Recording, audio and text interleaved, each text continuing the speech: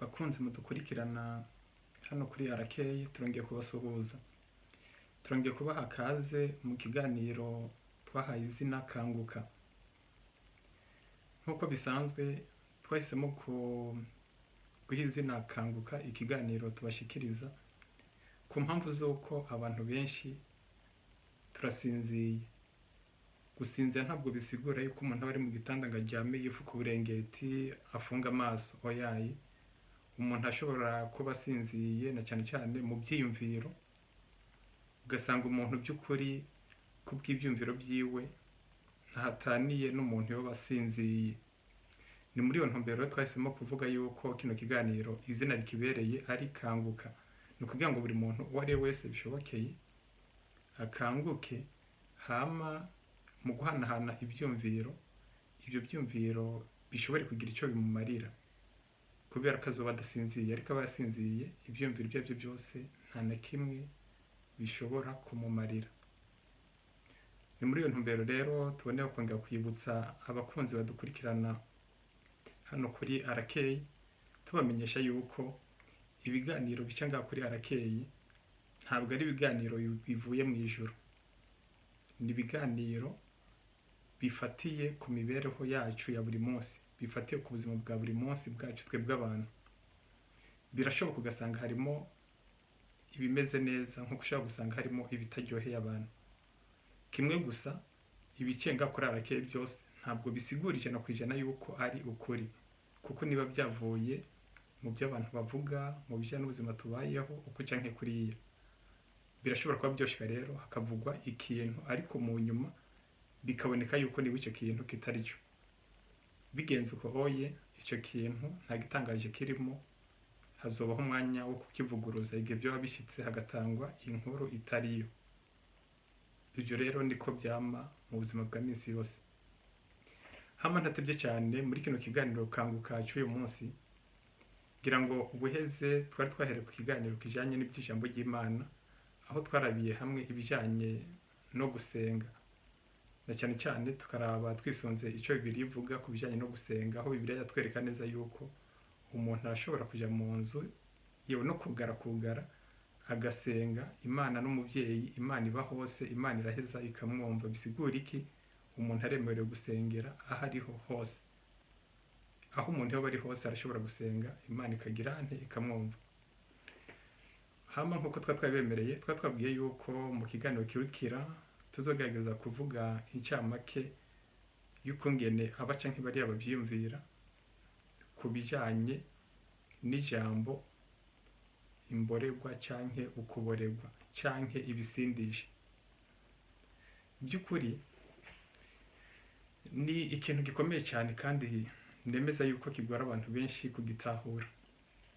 Abantu benshi iyo bumvise ijambo ibisindisha canke ibiboreza, mu buryo bwihuse baca bashira mu mutwe wabo bagatahura yuko ibintu bisindisha ari iki?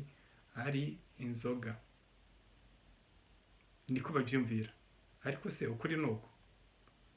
Uko bimeze kose, umuntu arabye mu bitabo bitandukanye, umuntu yashaka akaraba afatiye kuri Bibiliya, umuntu agafata n'ibindi bitabo byanditswe n'abahinga batandukanye, ikintu bavuga ku bijanye n'ibisindisha, ntabwo inyishu ya nyuma umuntu azotora ari inzoga, oyaye.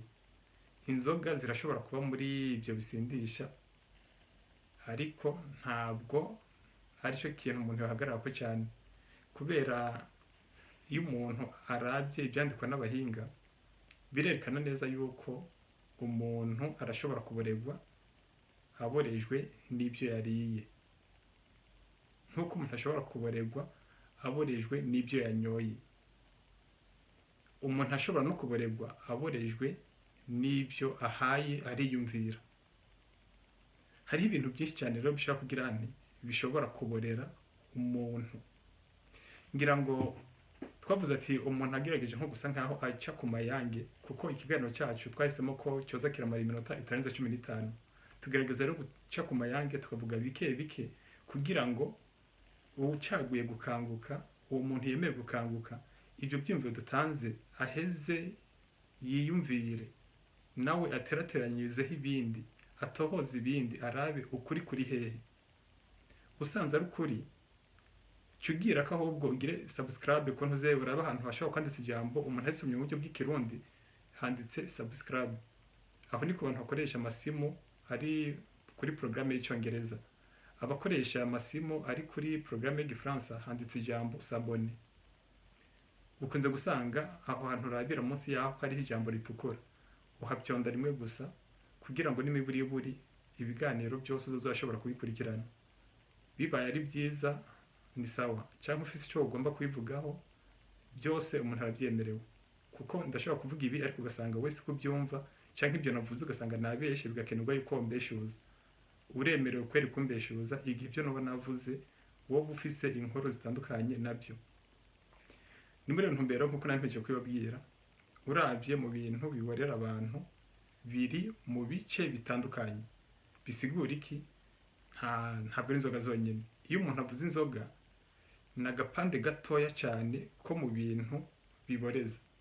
Ngira ngo iyo umuntu agiye kure mu byiyumviro cyangwa mu kuraba uko bimeze, usanga n'abo bantu bakoresha ibindi bintu, sinzi ngo tubyite gute, ariko akarorero mu buryo bw'ikirundi n'ikinyarwanda hari ibyo bavuga ngo ibiyayuramutwe. Ibiyayuramutwe nabyo ubwabyo biri mu bigizente, biri mu biboreza. Aho akarorero twatanga nk'iyo umuntu avuze ibijyanye n'urumogi, nibwo ruzwi cyane muri bene ibyo bihugu by'iwacu, ariko hariho n'ibindi bakoresha mu kwitera nk'abitera inshinge. Ibyo byose biza mu bigizente, mu biyayuramutwe, kuko bifise ikintu byonona mu bijyanye n'iki n'umutwe w'umuntu cyangwa no mu bwenge bw'umuntu. Gusa ako n'agapande gatoya n'ubundi uko nabibabwiye. Umuntu ashobora kwibaza ati ese umuntu abarirwa gute mu byiyumviro? Ni ibintu rimwe na rimwe abantu tudashaka kwiyumvira, ariko nta gitangaje kirimo ku basore cyangwa inkumi. Umuntu arashobora kuba yaborewe mu byiyumviro akava muhira byitwa yuko agiye gusenga, ako n'akarorero, ariko by'ukuri abamubona akamubona agira ngo yagiye gusenga, ariko ku bw'ibyumviro byiwe atari cyo cyamujyanye. Bisigura iki? Mu mutwe aba yaborewe akatonda ahantu hagenewe gusengerwa, ariko kubera ko umutwe yaborewe we atari cyo cyamujyanye. Akarorero akaba yagiye nibura, niba ari inkumi akaba yagiye kwirabira umusore asanzwe akunda, cyangwa umusore nawe ugasanga yagiye ku isengero runaka agiye kwirabira umukobwa runaka, kuko nibura abonaga ngo ntibiri bworohe kugira ngo bahahurire. Icyo gihe bingana n'uko umuntu aba yaborewe mu byiyumviro agakoresha ikibanza runaka ibikorwa bitagikenewe, mbega bitemewe. Aho yategezwe gutonda agiye gusenga, kubera ko yaborewe wagatonda agiye kugira ngo ahabonanire n'iki n'inshuti yiwe. Bitaniye hehe n'umuntu yaborewe? Gusigwa gute ko umuntu ataborewe mu bw'ibyiyumviro? Hari akandi karero none ushobora gutanga, na cyane cyane ku bantu bagendesha nk'imiduga, ako n'akarorero. Reka dushake dufatira ku bari muri ibihugu byo hanze ko aribo benshi bakunze kugendesha imiduga n'ahantu hagwiriye amatara.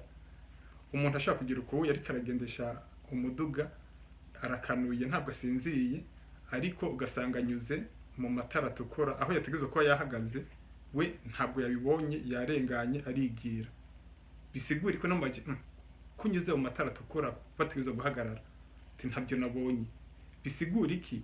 Ku bw'amaso n'umubiri biboneka yuko arakanura nk'abandi cyangwa akaganira n'abandi, ariko ku bw'ibyiyumviro bisa nkaho byacanganye, bisa nkaho yaborewe. Niyo mpamvu bavuga ati burya abantu twese turasara, abantu twese turabasazi, ariko ibisazi ntabwo dufata mu buryo bumwe. Ibyo rero ni ibintu mukwiye kugira, ni ibintu dukwiye gutahura. Buri gihe rero bavuze kuboregwa, bavuze ibisindisha, ntuzushyira mu mutwe wawe cyane ngo uhite wiyumvira inzoga, kuko abanywa inzoga bose nk'uko nabivuze gatoya mu kiganiro cy'ubwaheze, abanywa inzoga bose ntabwo ariko bitwa imborerwa cyangwa abasinzi, ntabwo ariko bimeze. Ahubwo hari n'abatazinywa usanga ari bo bagize arizo mborerwa nkuru. None se buri muntu ntabwo yageze yumvire. Niba akarorero, niba niriwe gusenga ikintu hanini bidufasha no kugira ngo dushobore kubana neza n'abandi, dushobore kwitwara neza, dushobore kwihanganira bagenzi bacu badukoshereje. Ariko se niba mvuze yuko niriwe gusenga, nkashika muhira shwana canke naho mvuye gusenga mbere yuko nsohoka ugasanga sohotse mu isengero ndiko ndidogera umuntu naka, usigura gute ko muri uwo mwanya mba ntaniyehe n'ujya muntu yaborewe atazi ibyo yarakora? Tutahurane buri muntu by'ukuri, tumenye ingorane ziri hehe, kuboregwa niki. Buri muntu nashishoze yihweza arabe kuboregwa, iyo bavuze kuboregwa bisigura iki? Ese kuboregwa koko bifatiye kuri izo nzoga zonyene? Nibaza ntabwo ariko kuri, gusa ahubwo bigaragara neza yuko ari ibintu biza gutuma abantu bagira nti abantu bajyana, abantu barabana nabi kandi bitari bikenewe. Mu gihe biri ubwayo tubwira ati umuntu ajya byose ntagaseke utajya byose, kandi utajya byose nawe ntagaseke ujya byose. Ibyo ni bibiri bivuga. Ibyo rero bisigura iki? Bisigura yuko nta muntu n'umwe kuri iyi si yari yemerewe gucira urubanza mugenzi we. Uko niko kuri, ni nako birigize nte ibyerekana. Aho rero ngira ngo yari incamake yo kugira gusa dukeburane.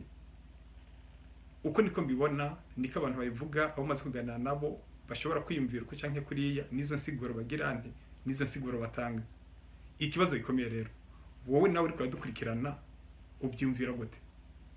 Ufise kungene kundi ubyumvira, ni karibu gerageza nawe ushikirize icyumviro. Kijya cyumviro uzotanga kirashobora kugira icyo kimaze ku bandi bantu batandukanye bari kuri ino si. Urashobora gusanga ubaye urugero rwiza, akarorero keza ku bandi bantu bazoba hejo na hirya y'ejo. Urahawe ikaze rero, usohora icyumviro cyawe, ariko nkuko twabivuze, utanga icyumviro wibaza ko gishobora kubaka, utanga icyumviro gifite icyo cyomarira abantu, ntutanga icyumviro cyotuma abantu bajyana, cyotuma abantu bamarana. Dutanga ibyumviro byubaka. Iyo niyo ntumbero yacu ngaha muri Arakeye, ni nayo ntumbero dufise muri iki kiganiro cya Kanguka, no kugira ngo buri muntu akanguke, buri muntu amenye ukuri, hama uko kuri kudufashe kugira nte kubana neza. Nuko rero ngira ngo iyo ni incamake twebwe dutanga, ntabwo twinjira ku burebure bwa cyane ngo twinjire muri ibi na biriya. Twebwe no kugira ngo dufashe umuntu, buri muntu ari wese ashobore kugerageza nawe kongeraho ibyo wakoresheje ubwenge Imana yamuhaye mu kwihweza. Ese ibi bintu numvise aha kuri Arakeye nibyo nsanzwe nzi, ukuri nuko we. Nusanga utararonka ukuri, gerageza nawe utohoze, ubaze n'abandi, wiyumvire, ukoreshe neza ubwo bwenge Imana yaguhaye. Urashobora kugira amahirwe ugashikira ukuri kotuma umenya aho uhagarara nuko witwara mu bandi bantu. Hama rero bakunze mudukurikirana, reka mbandanye n'ubundi ndabakengurukira, ndababarira nti mu minsi igiye kuza hari ikindi kiganiro bamwe bifuje yuko twacishaho, kizoba ari ikiganiro gisa nkaho gitandukanye cyane n'iyi twahereyeko, kubera hariho abamaze gusaba yuko hari ikintu twashikiriza gusa, ariko twatumaze n'igihe tugerageza kuvugana n'abantu batandukanye ku bijanye n'ubwicanyi bwakorewe abatutsi mu gihugu cy'u Rwanda, aho buhurira n'ubwicanyi bwo mu Burundi bwabaye mu myaka itandukanye. Kubw'ibyo rero mu ndwi iza turabemereye yuko tuzobabwira ni incamake y'ibivugwa n'abantu batandukanye, aho tuzobona neza ese ubwicanyi bwo mu Rwanda buhurira hehe n'ubwicanyi bwabaye mu gihugu cy'u Burundi, canke mu yindi mvugo, ubwicanyi bwabaye mu gihugu cy'u Burundi bwoba buhurira hehe n'ibyabaye ku batutsi bo mu gihugu cy'u Rwanda. Ibyo byose twaragerageje kubaza abantu batandukanye, twararonse inkuru zitandukanye, abantu bayivuga uko canke kuriya, ariko tuzobibashikiriza nk'uko twabironse. Ntabwo tuzovuga amazina y'uwo canke naka ku byo yatubwiye, tuzobabwira incamake y'uko ngene bimeze n'uko babyiyumvira, hama namwe muzoheza muyungurure murabe ukuri kuri hehe. Gusa ibyinshi biboneka yuko ingorane zo mu Rwanda no mu Burundi zifise ibintu byinshi zihuriyeko. Bisigura rero yuko ikiganiro kizoza mu ndwi iza, ikiganiro kigiye kuza muri iyi minsi ikurikira, ahanini kizokwerekana neza ibyo abantu bemeza yuko byoba ari byo byagiye biza biratuma ingorane ziba muri bigihugu byacu. Bisigura yuko ni mu buryo bw'ikinyarwanda bavuga ngo ni amateka ahaye arisubiramo. Ni ibintu bigenda biza biraba canke nko kwihorahorana ibibaye kuri uyu ubundi nakabona ati naje byo hava binshikira agashaka kwikingira. Ibyo byose rero ngira ngo tuzobisanga mu kiganiro kizokurikira. Ndangije ndabashimira cyane mwe muhaye muradukurikirana, ndabifuriza gutahura neza ibi nyuze kuri iyi channel ya RK. Ntabwo bisigura ko ari bivuye mu ijuru, bishobora kuba ibyubaka nkuko bishobora kuba ibitubaka, bigenda bivana nuko umuntu abifashe. Gusa kuri twese nifuza yuko buri muntu yoza arabyakira akayungurura, ari bitameze neza ukabivuguruza, ari bimeze neza ukabishigikira. Hama niba ufise icyo ushaka kugushikiriza urashobora kuraba munsi y'iyo ntuze, umaze kuraba ugashyiraho comment ukavuga uko ngene ubibona, kubera ibyumviro muzoshikiriza birashobora kuzodufasha kugira ikindi kintu twoshikako canke turashobora kubyifashisha mu gutegura ibindi biganiro byoshobora gukurikira mu nyuma. Bikunejereje rero, gerageza ntubyisangize wenyine, unabisangize uwundi muntu cyangwa uriya, kuko nawe birashobora kumugirira umumaro.